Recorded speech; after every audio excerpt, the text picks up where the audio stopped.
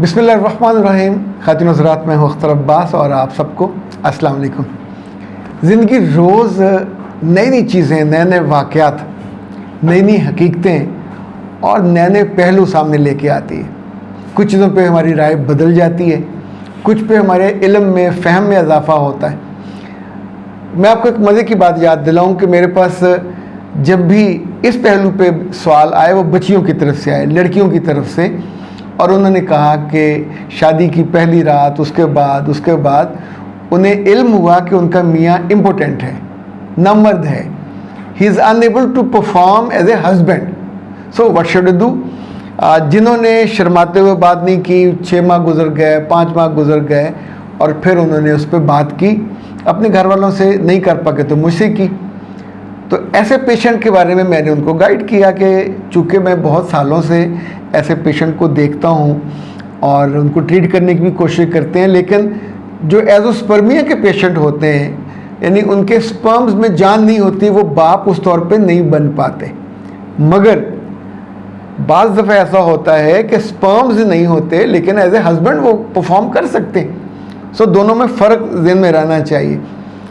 اچھا، بہت کم ہوا کہ لڑکوں نے اس معاملے میں کوئی شکایت کی ہو، یعنی خاتون کی کوئی شکایت لڑکے عام طور پہ نہیں کرتے، کوشش کرتے ہیں کہ وہ علاج کرائیں. لیکن اب جو بات بتانے والا ہوں اس کی جو پیراڈائم ہے وہ بالکل مختلف. ایک میاں بیوی میرے پاس تشریف لائے، ان کی شادی کو 9-10 ماہ ہو گئے اور دے ور ویری ہیپی. یعنی انہیں کوئی ایشو نہیں تھا ایک دوسرے کے ساتھ. بیٹھ کے انہوں نے گپ کی، چائے پی. پھر میں نے پوچھا کیسے آنا ہوا، تو لڑکے نے کہا سر میری والدہ نے مجھے بہت تنگ کیا ہوا ہے. پھر اس نے اپنی بیوی کی طرف دیکھا، اس نے کہا جی صرف ان کو نہیں کیا ہوا، مجھے بھی کیا ہوا ہے. تو اب میرے لیے تھوڑی مختلف بات تھی. عام طور پہ ساسیں سخت تو ہوتی ہیں پر بہو سے سخت ہوتی ہیں. اس نے کہا جی میری اماں نے میری ساس کو گھر بلایا، اس کی بے عزتی بھی کی، ساتھ اسے کہا اپنی بیٹی کو اٹھا کے لے جاؤ. پھر اس آدمی کو بلایا جس کے ادارے سے اماں نے رابطہ کر کے ہمارے لیے رشتہ ڈھونڈا تھا. اچھا، شادی کے بعد شادی کرانے والی خاتون ہو یا ادارہ ہو یا فرد، اس کا کوئی تعلق واسطہ نہیں ہوتا. ایک معاملہ ختم ہو گیا، اب اس کا کیا ذمہ؟ یعنی اس نے کوئی گارنٹی تو نہیں دی ہوتی. انسانوں کی کیا گارنٹی ہوتی ہے؟ اس کو بلا کے بھی کہا کیا میرے بیٹے میں نقص ہے، وہ مرد نہیں ہے پورا. کون کہہ رہا ہے؟ ماں کہہ رہی ہے، اور اس کو تم اپنی لڑکی کو لے جاؤ، ہم نے نہیں رکھنا. تو دونوں نے پوچھا کہ کیا ہماری بیٹی نے کچھ کہا آپ سے؟ اس نے کہا نہیں. تو کیا آپ کے بیٹے نے کچھ کہا؟ اس نے کہا نہیں، وہ تو بیوقوف کہتا نہیں کوئی مسئلہ نہیں ہے، میں ٹھیک علاج کراؤں گا، یہ کروں گا، وہ کروں گا. اچھا، یہ بالکل مختلف سینیریو تھا کہ ایک چیز ایگزسٹ کرتی ہے، لڑکا باپ نہیں بن سکتا، بٹ لڑکی اب 9-10 مہینے ہو گئے شادی کو، وہ اپنے میاں کے ساتھ خوش ہے. وہ کہتی ہے کہ اولاد نہ بھی ہو کوئی مسئلہ نہیں ہے، مجھے یہ اچھا لگتا ہے، میں اس کو اچھی لگتی ہوں، وی آر ہیپی. اس کی بہت اچھی تنخواہ ہے، وہ اپنے گھر والوں کو بھی دیتا ہے، اپنی بیوی کو بھی دیتا ہے. اچھا، اب جہاں سے مسائل بڑھ رہے ہیں، ان کی ایک بھابھی ہے، اب وہ اپنی ساس کے مسلسل کان بھرتی ہے کہ یہ تو اپنی میاں کے ساتھ روز ہی کھانا کھانے باہر چلی جاتی ہے، یہ تو روز ہی گاڑی پہ بیٹھ کے تو شاپنگ پہ چلی جاتی ہے، اور آپ کے بیٹے کو اجاڑ رہی ہے.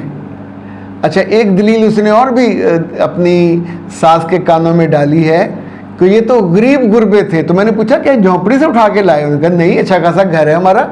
لیکن اب وہ ساس اور جو بھابھی ہے وہ اس بات کو اسٹیبلش کر رہے ہیں کہ لڑکی چونکہ جانتی ہے کہ ان کے گھر میں غربت ہے یا کمزور ہیں، ہم مالی طور پہ بہتر ہیں، تو وہ اس لیے گھر واپس نہیں جانا چاہ رہی اور یہیں رہنا چاہتی ہے. اب سوچئے، بٹ نان سینس یار. ایک لڑکی اپنا رشتہ، اس میں وہ محبت میں مبتلا ہو گئی، شی لوز دیٹ ریلیشن شپ، اس کے میاں کو کوئی پرابلم نہیں ہے. اچھا، اب اندر کی بات میں نے بھی نہیں پوچھی کہ آپ دونوں کے ریلیشن شپ میں کتنا آپ اس کو پرفارم کر لیتے ہیں. It looks awkward. میں کیوں پوچھتا؟ اگر انہیں وہ ایشو نہیں ہے تو میں بھی کیوریوسٹی نہیں دکھاتا. تو البتہ یہ میرے لیے بھی ایک نئی بات تھی کہ لڑکا اور لڑکی دونوں اپنی ازواجی زندگی کی اس کمزوری کو جانتے ہوں کہ وہ باپ یا ماں نہیں بن سکتے مگر وہ ساتھ رہنا چاہتے ہیں ہیپیلی. مجھے ان دونوں کی بات ریزنیبل لگی. اللہ کرے ان کا رشتہ چلتا رہے. بہت سے فیملیز ایسی دیکھی ہیں میں نے. ایک دفعہ ایک صاحب اپنی 2 بیویوں کو اکٹھے لے کے آئے اور ان کی پہلی بیوی کا بچہ نہیں تھا. وہ ایک ہی کمرے میں تینوں رہتے تھے.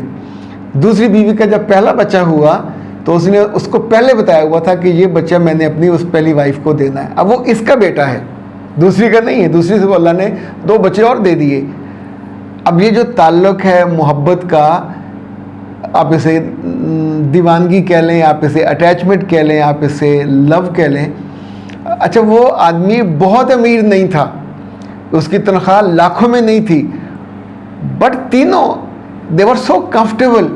یعنی اس طرح کی اچھی مثالیں بھی اب یہ میں نے اپنی آنکھوں سے نہ دیکھی ہوتی. شادرے کے قریب وہ ہے, وہاں سے وہ آئے تھے, تشریف لائے تھے, اور اب سوچیے اتنی دور میرے پاس وہ آئے.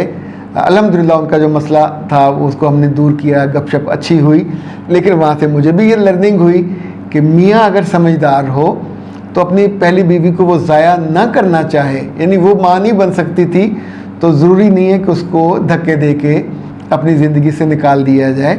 وہ آپ اچھا وقت آپ نے گزارا ہے, اس کو کنٹینیو کریں. اوکے. اسی طور پہ کئی لوگ آپ نے دیکھے ہوں گے, آپ کی پرانی پھوپھیوں میں, خالوں میں کئی مل جاتے ہیں کہ ہاں بیچاری کا بچہ کوئی نہیں, پر شی اسٹیڈ ٹل ڈیتھ, اسی گھر میں وہ رہی. گھر والوں نے بھی قبول کیا کہ بیٹی اب آ گئی ہے. اب چونکہ لڑکیاں جلدی شور مچا دیتی ہیں اور ان کو یا ان کے گھر والوں کو کہیں نہ کہیں پرابلم ہوتا ہے. بعض سسرال والے بہت خوار کرتے ہیں. تو میری اپنی رائے بھی ہمیشہ سے یہ رہی ہے کہ اگر لڑکا امپورٹنٹ ہو, باپ نہ بن سکتا ہو, اور لڑکی اپنی مرضی سے وہاں سٹے بڑھاتی ہے تو اس کو میک شور کرنا چاہیے کہ بعد میں اس کی ذلت نہ ہو, بعد میں اس کو یعنی اس کے ہاتھ پیر میں کچھ نہ ہو اور آخر میں سارا الزام اس پہ آ رہا ہو کہ یہی بانجھ ہے, چونکہ ہوتا ہے یہ بھی. لیکن اس والے کیس میں مجھے ان دونوں سے مل کے بھی بہت اچھا لگا. میں نے پورے دل سے ان کو دعا دی کہ اللہ, ویسے تو اللہ کے یہاں کوئی بھی معجزہ ہو سکتا ہے, کچھ عرصے بعد وہ اچھی خوراک کھائے, IVF کروا لے, تو IVF میں بیوی تو ٹھیک ہے تو بیبی آرام سے ہو جائے گا, 100 رستے نکل آتے ہیں. لیکن اب یہ سوچئے کہ کیا ماں بھی اپنے بیٹے کو رسوا کرنے کا ٹھیکہ لے سکتی ہے؟ بھابیاں کرتی ہیں, بعض صورتوں میں بہنیں بھی یہ ظلم کرتی ہیں. یعنی ان سے اس لڑکی کا اچھا کھانا, اچھا پینا, اچھا پہننا اوڑھنا, ہاتھ پکڑ کے جانا نہیں برداشت ہوتا. اور خدا نہ خواستہ کسی گھر میں کوئی بیوہ یا کوئی ایسی خاتون بیٹھی جس کی شادی نہ ہوئی ہو, اس سے تو بالکل ہضم نہیں ہوتا. لیکن اس کیس میں تو بھابھی ہے, اور بھابھی کو اللہ ہدایت دے, اپنا گھر تمہارا بس رہا ہے, تم دوسرے گھر بسنے دو. تم مامی لگتی ہے, کیوں ان کو تنگ کر رہی ہو اور اپنی ماں کو, ساس کو زہر آلود کر رہی ہے.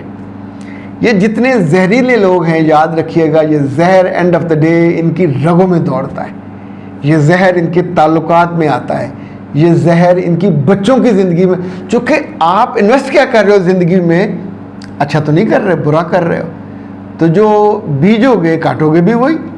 آج کسی اور کی بیٹی کو رسوا کرنے کی مہم آپ نے شروع کی ہوئی ہے بغیر کسی وجہ کے, آپ کے میاں کا تو کوئی لینا دینا نہیں ہے.